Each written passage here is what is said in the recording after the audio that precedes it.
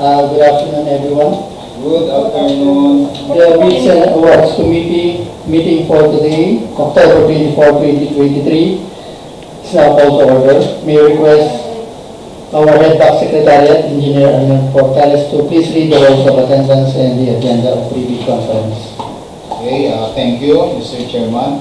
Good afternoon, everyone. Our attendance for today's meeting for the pre-bid conference of contract ID number 24EF0035 to 24EF0046 today, October 24, 2023.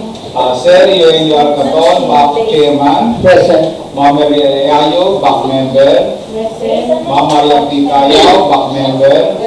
Sir Julius Kakatsa, back member. Present, sir. Sir Ronald Supama, back vice chairman. Yes, sir.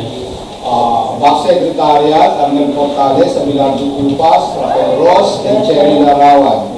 Our contractors, David Sang, Training and Construction, represented by Ma'am Daisy Abunyawan. Okay. Our agenda of pre-bid conference today, October 24, 2023, for contract ID 24EF0035, rehabilitation, reconstruction of roads with slips, slope collapse, and landslides, secondary roads, Armaywan, Berong, Puerto Princesa Road, K0181 plus 260 to K0181 plus 280, K0183 plus 802 to K0183 plus 872, K0198 plus 180 to K0198 plus 275, K0198 plus 360 to K0198 plus 394 in Quezon, Palawan. 24EF0036, construction improvement of Balabac Circumferential Road in Balabac, Palawan. And 24EF0037, rehabilitation, reconstruction of roads with slips, slope collapse, and landslide, secondary roads, Kulantanong, Panalingan, Cross Country Road, S0065 PW, Chinese 6695 to Chinese 6715 in Batarasa, Palawan. And 24EF0038, construction of Batang River Irrigation System, lateral e-service road, Barangay Malinaw in Nara, Palawan. Katubigan, kalsada tungo sa Palatubigan in Nara, Palawan. And 24EF0039, construction, installation, application of signage, install zebra pedestrian crossing, opening close to speed roads, and intended parking, van parking, intended bus jeepney stop, relocate bus jeepneys stop along Puerto Princesa South Road, K0091 plus 300 to K0091 plus 700 in Nara, Palawan. And 24EF0040, construction, installation, application of signage, pavement parkings, intended parking, van parking, intended bus jeepney stop, relocate bus jeepney stop and pedestrian island, construct sidewalk, curb extension, curb construction, or widen shoulders to separate vehicles and pedestrian along Puerto Princesa South Road, K0080 plus 000 to K0080 to plus 1,000 in Nara, Palawan. 24EF0041, widening of permanent bridges, Buligay Bridge, B00115 PW, Puerto Princesa South Road in Brooks Point, Palawan. 24EF0042, widening of permanent bridges, Magtatabo Bridge, B00055 PW, along Puerto Princesa South Road in Soprones, Panyola, Palawan. And 24EF0043, construction of multipurpose building at Barangay Panalingaan in Horsipe, Rizal, Palawan. And 24EF0044, construction of multipurpose building, Barangay Pulot Interior in Soprones, Panyola, Palawan. And 24EF0045, construction of multipurpose building, Barangay Tabon in Quezon, Palawan. And lastly, 24EF0046, construction of multipurpose building at Barangay Panitian in Quezon, Palawan. Number 1 agenda, Brief description, explanation by following. Letter A, basic contract data, including contract description, ABC duration, and letter B, requirements of bidding documents, including instruction to bidders, general conditions of contract, special conditions of contract, specification, drawings, bill of quantities, and forms. And letter C, documents to be submitted by the bidders. Under that C, we have number 1, technical component envelope composed of Class A documents, legal documents, technical documents, financial documents, and Class B documents. Number 2, we have financial component envelope. Under that, we have letter A, financial bid form, B, bid prices in the BOQ, C, detailed estimate, D, cash flow by quarter, and letter D for under number 1, we have the criteria and procedure for eligibility check, preliminary examination of bids, detailed evaluation of bids, post-qualification, and award. And number 2 agenda, we have questions, comments from bidders, and replies of back and other representative of the procuring entity. Number 3, summary proceedings, including supplemental bid bulletins to be issued. And number 4, other matters. That's all, Mr. Chairman. Thank you, Sir Portales. May we request our top Vice Chairman, Engineer Roland Sipanga, to please discuss the basic contract data. Okay, thank you, Mr. Chairman. I will be discussing the basic contract data for the following project. First contract ID 24EF0035. The rehabilitation, reconstruction of roads with slip, slope collapse, and landslide. Secondary road, Aramay 1, Pirong, Puerto Princesa Road. Intermediate section po ito, meron itong 4 na section. First section is K0181 plus 260 to K0181 plus 280. Then K0183 plus 802 to K0183 plus 872. Then K0198 plus 180 to K0198 plus 275. And the last station is at K0198 plus 360 to K0198 plus 394. This project is located at Quezon, Palawan. The brief description for this contract, it is a construction of concrete slope protection structure with steel sheet pile and H-pile. Meron din siyang concrete shoulder and other miscellaneous structures. The ABC for this contract is 16,660,000. Source of fund is under FY 2024 NEP. Ang proposed contract duration niya ay 195 calendar days.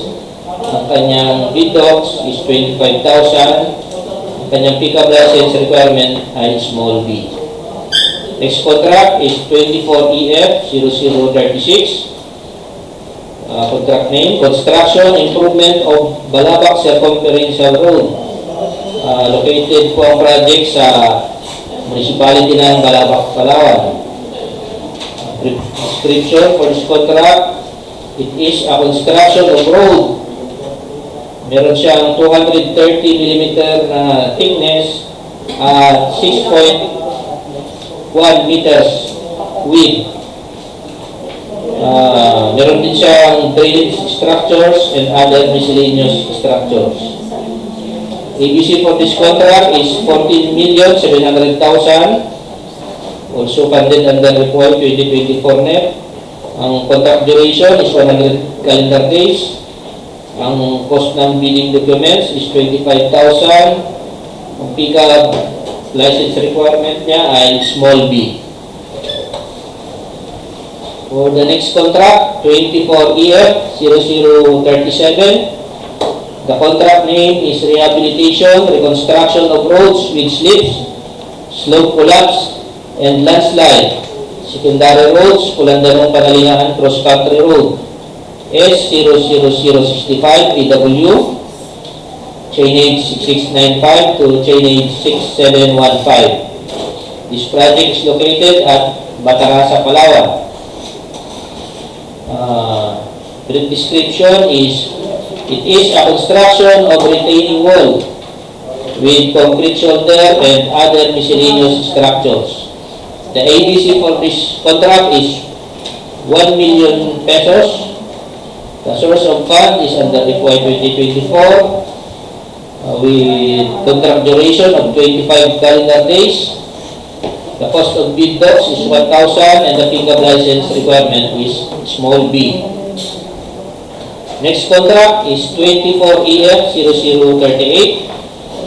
The name of project is Construction of Batang-Batang River Irrigation System, Lateral E Service Road, Barangay Malinaw, Nara, Palawan.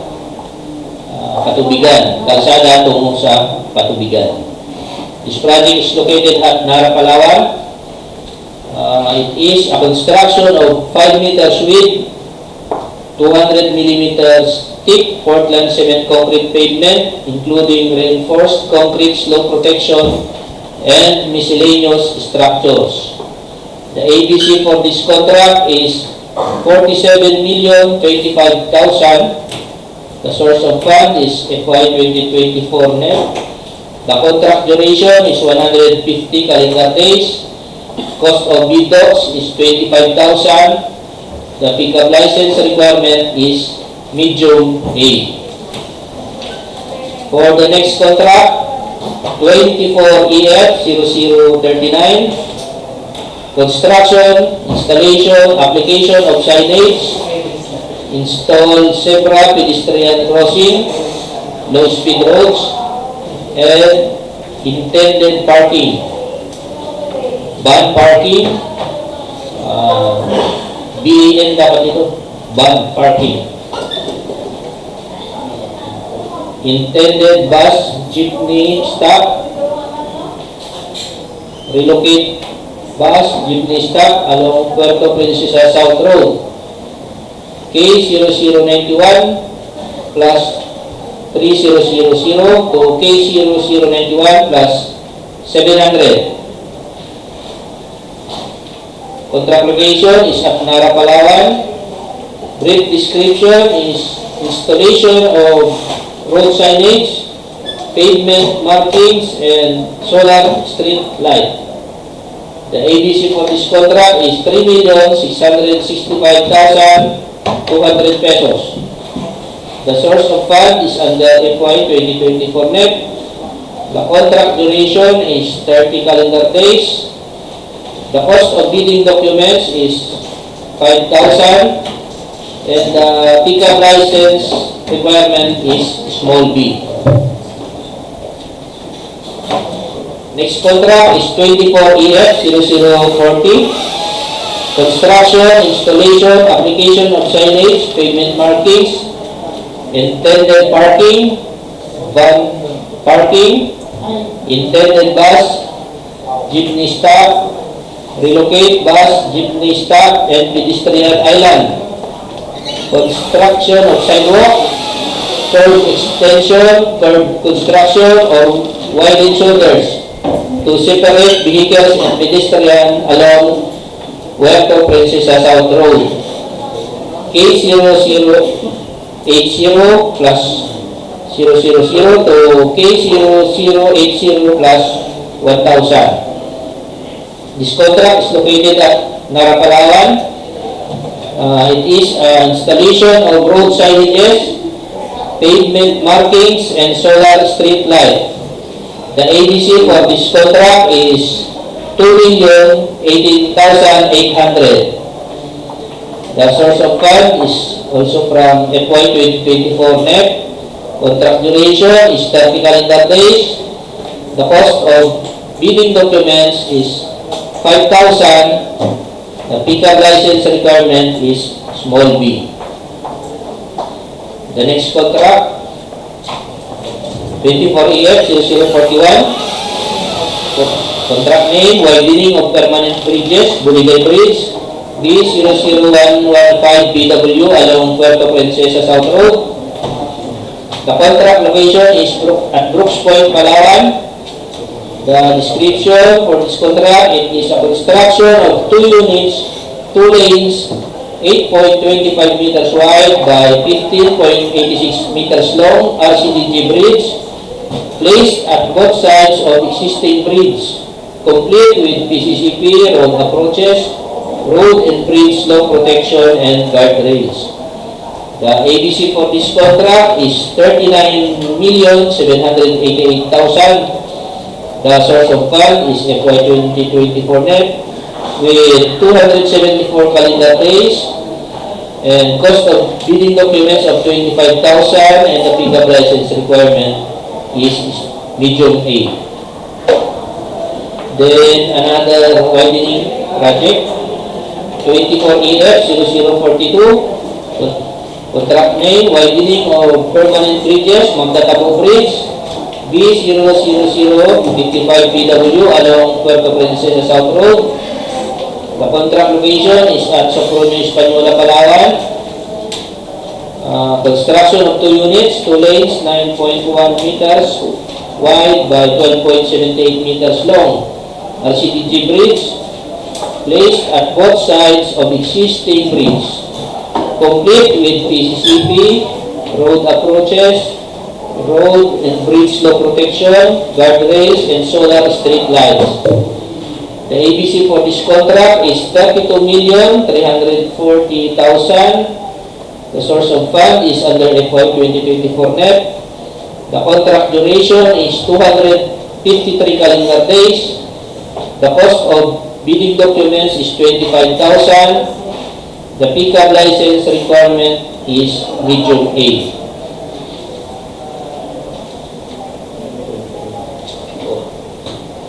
Itong remaining contracts po ay itong 4 na remaining contracts ay typical po ito. Pare-pareho ang kanilang description, pare-pareho ang kanilang ABC, ang source of fund, contract duration, bid talks, tsaka yung pickup license requirement, pare-pareho po. Ay siguro i-discuss ko na lang ang isa, ang contract ID tsaka yung project name tsaka location, and then design na po sila ng mga data. Ito po yung unang projects na MPB, 24EF 0043, construction of multipurpose building at Barangay Panalingaan. Ang location niya po ay sa Jose Rizal, Palawan. Next contract po ay itong 24EF 0044. Contract name, construction of multipurpose building, Barangay Pulot, Interior. Ito naman po ay located sa Sopronio, Española, Palawan. Then itong next contract po, yung 24EF 0045. Ang contract name ay construction of multipurpose building, Barangay Tapon. Sa Quezon, Palawan naman po ito. Then, ang last contract po ay ang 24EF 0046. Ang contract name niya ay construction of multipurpose building at Barangay Panitian. Ang project po na ito ay located sa Quezon, Palawan. So ito po ang brief description ng mga multipurpose building na ito. Itong 4 po na ito ay construction of 10 meters by 20 meters 2-story building with 3 meters by 5 meters entrance porch. This building ay mayroong multipurpose hall, meron siyang 2 offices, meron siyang records office, meron siyang stock room, may toilets, may 2 quarters, meron siyang 3 chamber na septic vault, meron din siyang furnitures, CCTV system, meron din siyang concrete parking space at the front, and 2 solar post light. Ang mga project po na ito ay nagkakahalaga ng ang kanilang ABC ay 9,900,000. Each po yan, kada project, ang ABC nila ay 9,900,000. Ang kanila pong source of fund ay Yun din po, under FY 2024 net. Each project po ay mayroong contract duration na 150 calendar days. Ang cost ng bidding documents kada project ay 10,000 at ang pick-up license requirement po ng kada project na ito ay ang requirement niya ay small B. So, yan po ang contract data ng ating mga contracts. Kung meron pa po kayong clarification o katanungan, pwede po kayong mag-refer dito sa ating invitation to bid. Thank you, Mr. Chairman. Thank you, Vice Chairman Subanga, for the information. May we request Bank Member Madam Engineer Maria Pecayo to please discuss the requirements of bidding documents. Yes, Mr. Chairman, good afternoon, everybody. Good afternoon. These are the requirements of bidding documents, which include the instruction to bidders, general conditions of contract, special conditions of contract, specifications, drawing, bill of quantities, and forms. For the instruction to bidders, the bidders must submit their technical and financial component sealed envelope into one big envelope. All interested bidders may acquire a complete set of bidding documents at Procurement Unit Office, Back Building, DPWH, Palawan 2nd PE of Mara, Palawan. Upon payment of applicable fee for bidding documents pursuant to the latest guidelines issued by the GPPB in the amount stated by Vice Back Chairman Engineer Ronald Supanga on the basic contract data, or it may be also downloaded free of charge from DPWH's website www.dpwh.gov.ph and from the Philippine Government Electronic Procurement System on the PhilGEP's website www.philgeps.gov.ph, provided that the bidder shall pay the applicable fee for the bidding documents not later than submission of bids. Bid submission may be done manually or electronically online. However, bidders should only select one mode of submission, either manual or electronic. Similar to manual submission, the guidelines for preparation and submission of electronic bids are obtained in the bidding documents. Bids must be received by the Back Secretariat through the DPWH Building, 2nd floor, back room, Nara, Palawan, for manual submission or electronic bids. Palawan 2 at dpwh.gov.ph for electronic submission. All bids must be accompanied by bid security in any of the acceptable forms and in the amount stated in the IPB Clause 16.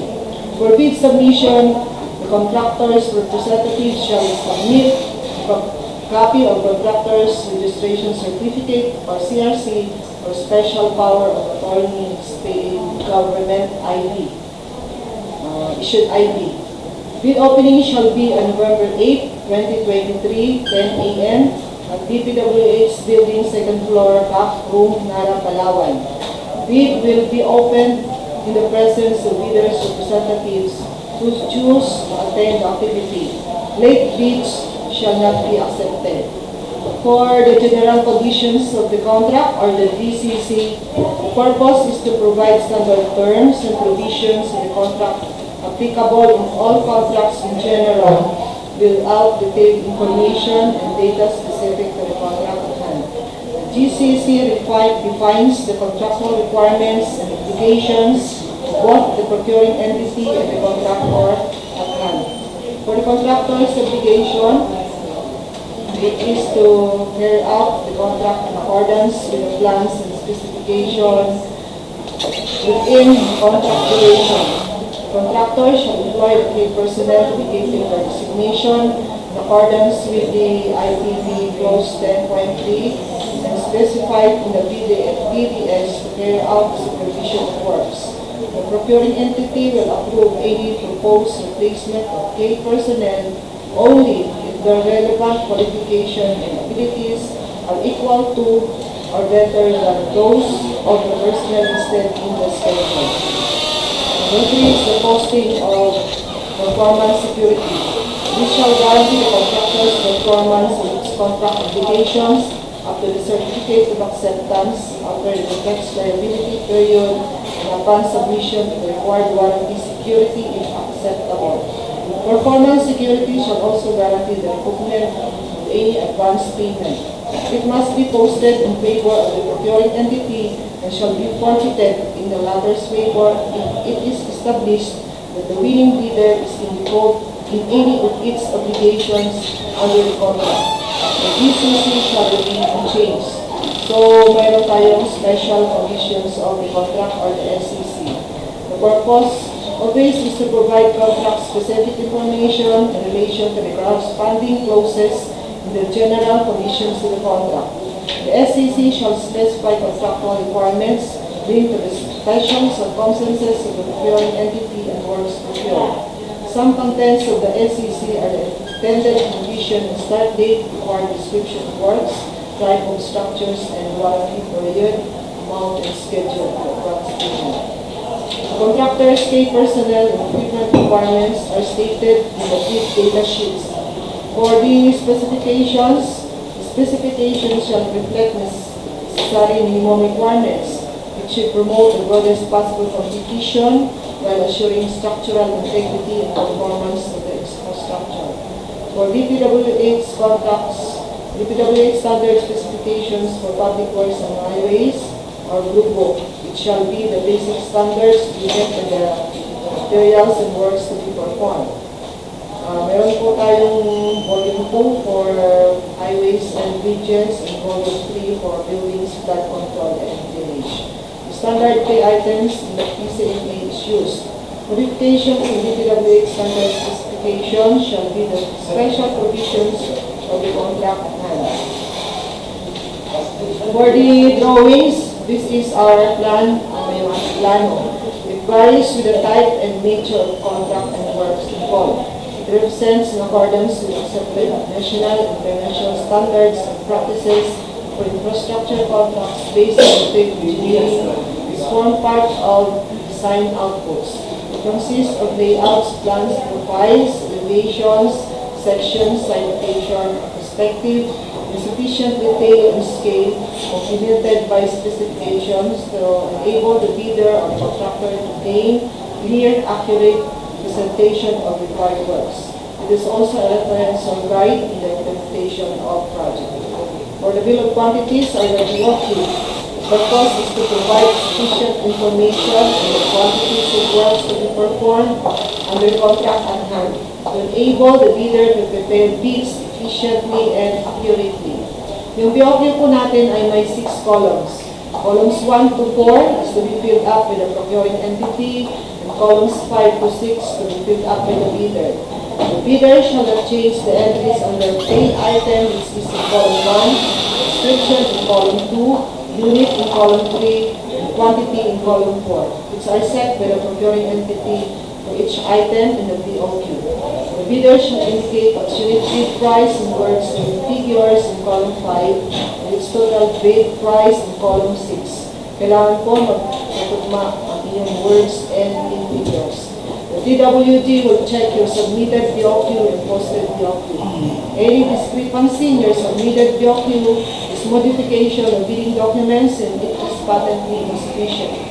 Gagawin ko, mag-update ang posting security po tayo bulletin upang may pagbabago sa posting. For the forms, lahat ng ating forms ay standard, updated, at lahat ng ating requirements of bidding documents, nakapost sa PINTEPS and DPWH website na pwede niyo po i-download for free. That's all, Mr. Chairman, for the requirements of bidding documents. Thank you, Madam Engineer Kaya, for the information.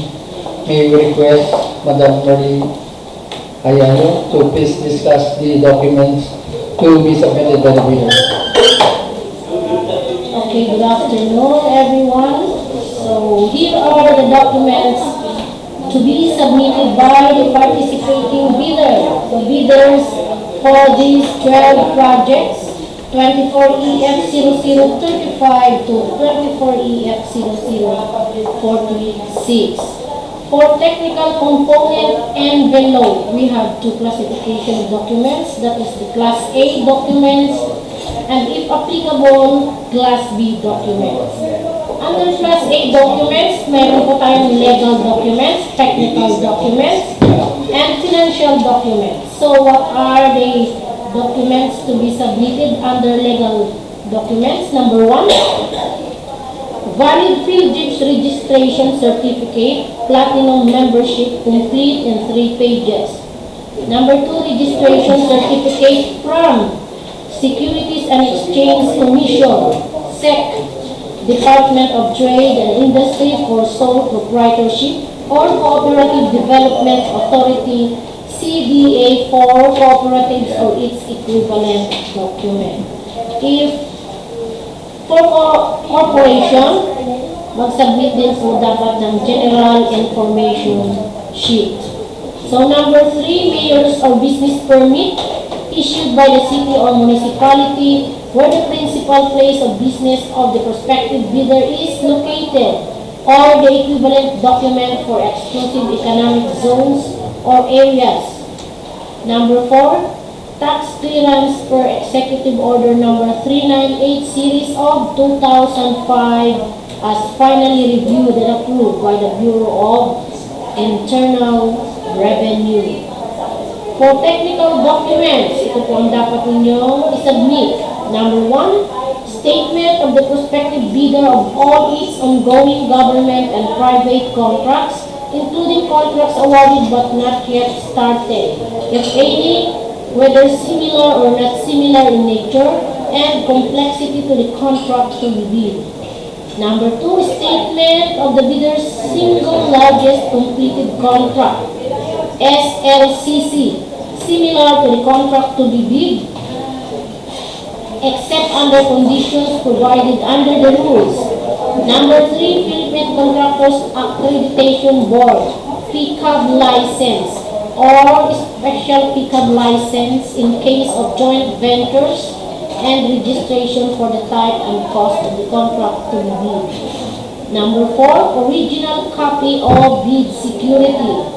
If in the form of a surety bond, submit also a certification issued by the Insurance Commission, or original copy of notarized bid security declaration. Number 5, project requirements, which shall include the following: organizational chart for the contract to be bid, list of contractors' key personnel such as project manager, project engineers, materials engineers, and foremen, to be assigned to the contract to be bid with their complete qualification and experience data. List of contractors' major equipment units which are owned, leased, and or under purchase agreements supported by proof of ownership or certification of availability of equipment from the equipment lessor or vendor for the duration of the project as the case may be, and also list of materials, testing equipment, apparatus, or certification from technical working group as proof na inyong material testing equipment apparatus ay complete at na-inspect na po ng mga technical working group. And number 6, original duly signed omnibus term statement. And if applicable, original notarized secretary certificate in case of a corporation, partnership, or cooperative, or original special power of attorney of all members of the joint venture giving full power and authority to its officer to sign the omnibus term statement and do acts to represent the bidder. Under financial documents, ito po ang inyong dapat isubmit, the prospective bidders' audited financial statements showing among others the prospective bidders' total and current assets and liabilities, stamp received by the BIR or its duly accredited and authorized institutions for the preceding calendar year, which should not be earlier than 2 years from the date of bid submission. And number 2, the prospective bidders' computation of net financial contracting capacity, NFCC. For Class B documents, ito naman po ay, if applicable lang, duly signed joint venture agreement in accordance with Republic Act number 4566 and its implementing rules and regulation in case the joint venture is already in existence, or duly notarized statements from all the potential joint venture partners stating that they will enter into and abide by the provisions of the joint venture agreement in the instance that the bid is successful. So, para naman po sa ating financial component envelope, ito po ang dapat na i-submit. Number 1, original of duly signed and accomplished financial bid form. Number 2, original of duly signed bid prices with the bill of quantity. Number 3, duly accomplished detailed estimates form, including a summary sheet indicating the unit prices of construction materials, labor rates, and equipment rental used in coming up with a bid. And number 4, cash flow by quarters. So, take note lang po para sa mga interested bidders na dapat po yung mga documents to be submitted ay completely filled up po yan in clear copies, readable, paginated, and duly signed by the bidder. At dapat po i-check natin kung kompleto po ang mga documents na inattach natin. Kasi, any missing, incomplete, or patently insufficient document in the above-mentioned checklist is a ground for outright rejection of your bid. So that's all, Mr. Chairman. Thank you, Madam Margie Ayayo, for the clear information and well-defined explanation. May we request Dock Member Engineer Julius Gacha to please discuss the criteria and procedure for eligibility check, preliminary examination of bids, detailed evaluation of bids, post-qualification, and award. Thank you, Mr. Chair, and good afternoon, everybody. Good afternoon. This is the criteria and procedures for examination and evaluation of bid. First is the eligibility check.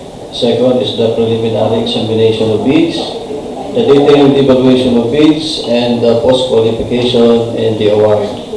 First is the eligibility check. This is a simultaneous processing of electronic eligibility and manual checking of submitted legal, technical, and financial documents. Sa manual checking eligibility po is a non-discretionary pass or fail or presence in absence of required documents. Any missing or expired documents means ineligible. The bids in award committee will check manually the submitted legal and financial documents such as PhilJEP's Certificate of Registration, SEC or DTI or CDA registration, Mayor's and Business Permit, and Tax Clearance Certificate per Executive Order Number 398, Series of 2005. The financial documents such as audited financial statement and computation of financial contracting capacity or the AFCC. The PhilJEP's registration should always be valid and platinum membership, complete in 3 pages, and all documents must be updated. Missing or expired documents means failed or ineligible in manual eligibility. In electronic checking of eligibility, the authorized administrator or user will process the electronic eligibility of the bidders using the system provided for the CWA or the Civil Works application. This is a database of contractors' legal, financial, and technical information. All bona fide contractors who wish to do business with the department are encouraged to enroll to the registry. The BAC will receive a copy of the electronic eligibility showing results of pass or fail in the legal, financial, and technical aspects. Failed results to any aspects means ineligible in electronic eligibility. Second is the preliminary examination of bids. This is the opening of the first and the second envelope. First is the first envelope, which is the technical documents. The BAC shall open the first envelope to determine the bidder's compliance for eligibility, technical and financial documents required as prescribed in IRR 9184 against the checklist to ascertain that they are present using the non-discretionary criterion as stated in the instruction to bidders. If a bidder submitted the required documents, it shall be rated passed for that particular requirement. Bids that fail to include any requirement or are incomplete or patently insufficient shall be rated as failed. Any missing documents or document means failed or automatically disqualified. The statement of the prospective bidder of all ongoing government and private contracts, including awarded contract but not yet started, should be declared and filled up in the prescribed format. Certification of compliance of laboratory equipments issued by the head of the technical working group must be present. In case of new contractors, proof of ownership or purchase must be attached. The laboratory equipments must be company-owned, neither rented or leased. The omnibus zone statement must complete in 10 statements. Failure to comply with these requirements should also result to the outright disqualification of your bid proposal. Next is the opening of the second envelope, which is the financial documents. Same as with the first envelope, non-discretionary pass or fail criteria or presence in absence of documents. Any missing documents means failed, if present means passed. After determining compliance in the first envelope and rated passed, the BAC shall open the second envelope. For bidders whose first envelopes were rated failed, their second envelope will not be opened. It will be returned to the bidder or any authorized representative unopened. In case any of the requirements in second envelope is missing, incomplete or patently insufficient, and or if the submitted total bid price exceeds ABC, shall be rated failed. The ABC shall be the upper limit or ceiling for the prices. Only bids that contain all bid requirements of both components shall be rated passed. The above item is in opening and preliminary stage. Next is the detailed evaluation of bids of the technical working group. Detailed evaluation of the bid that was opened, read and rated pass. The purpose is to determine the lowest calculated bid or the LCB. This is to establish correct calculated prices of bids and ranking calculated total bid from lowest to highest. The completeness of bid will be checked and all blanks in bid form must be properly filled up. The BAC TWG will check all required items in bidding documents that includes the following. First is the unit price or cost of item ng BOQ sa column 5 and 6. Placing no price is considered as non-responsive while specifying a zero or dash means it is offered for free and it is responsive. Minor arithmetical corrections in case of discrepancies between the bid price versus the bid prices in words. The bid prices in words will prevail. Total price per item versus unit price per item quantity, the unit price per item quantity will prevail. Discrepancies between stated total price versus the total sum of prices of component items, the total sum of prices of component items will prevail. Unit cost in the detailed estimate versus the unit cost in the BOQ, unit cost in the BOQ will prevail. The next criteria is the post-qualification of the technical working group or the TWG. To determine whether the bidder with lowest calculated bid of the LCB complies with and is responsive to all requirements and conditions of eligibility and the bidding of the contract to be declared the lowest calculated and responsive bid. The verification and validation of the bidder's stated competence and experience, including the single largest completed contract or the LCC, similar to the contract being procured. Verification of competence and experience of the bidder's key personnel to be assigned to the contract as against the minimum requirements under the bid data sheet. If proposed key personnel is an employee of the bidder and working on another project at the same time of the bidding, the bidder shall submit a certification that the personnel will be pulled out from the ongoing project once the bidder is awarded to the contract. He or she will be replaced with another person with equal or better qualifications as certified by the head of the implementing office pursuant to Department Order Number 9 Series of 2012. The proposed key personnel and replacement must be named in the bidding document. Verification of availability and commitment and or inspection and testing for the required capacities and operating conditions of major equipments units to be on list under purchase by the bidder for use in the contract under bidding. The technical working group will conduct verification to all government and private offices to validate the performance of the bidder of its all ongoing and awarded projects with the lowest calculated bid.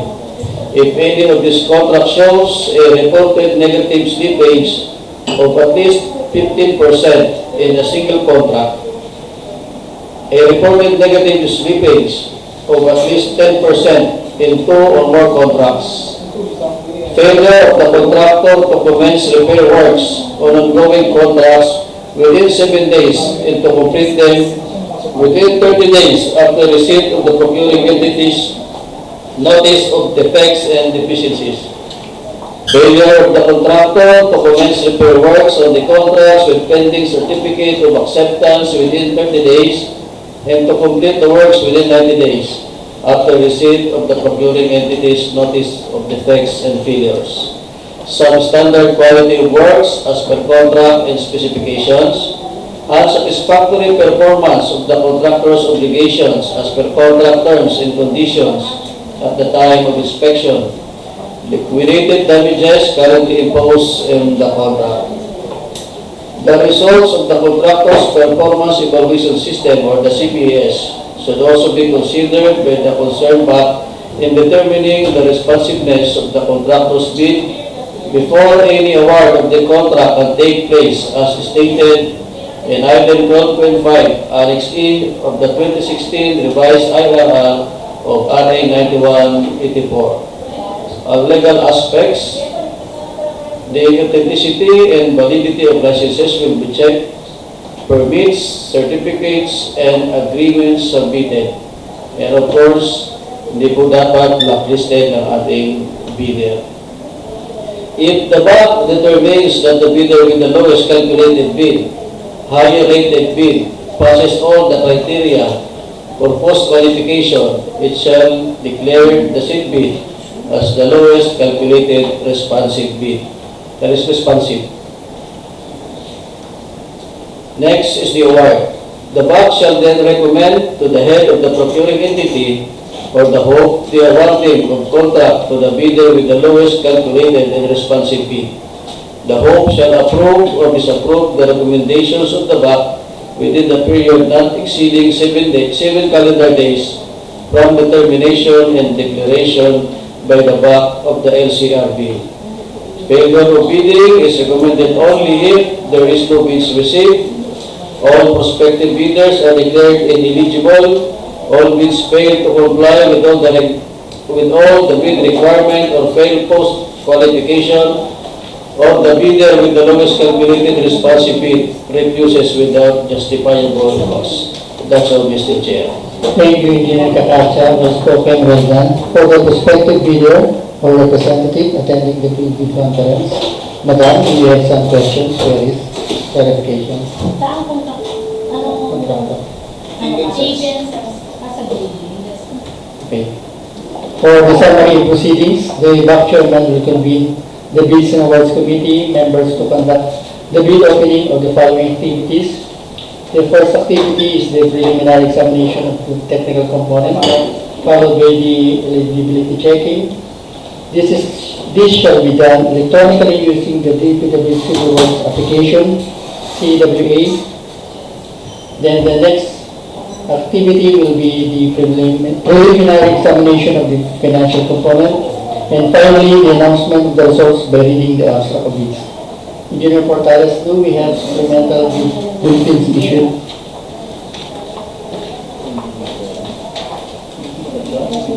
Kasi may mga bid bulletin tayo, hindi ko lang matanda kung yung ba ay intended dito or what. But anyway, tingnan nyo na lang sa ating na page sa website. Kasi hindi ko matanda. This, noted, okay. This ends our